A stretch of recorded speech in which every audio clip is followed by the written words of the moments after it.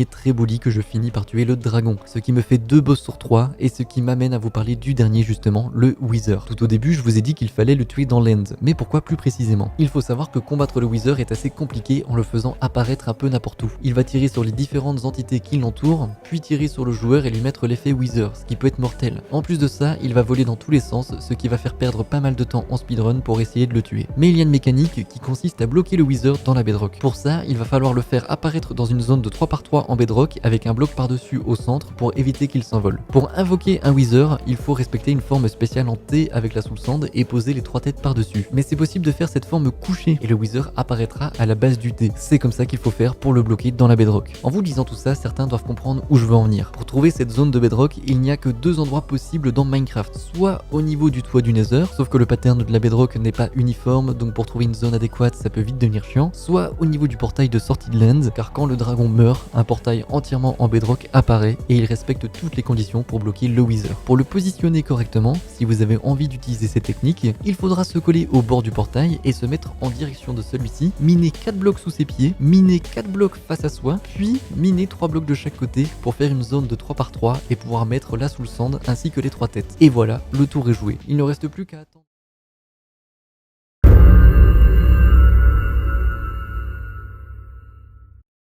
It was at this moment that he knew. He fucked up.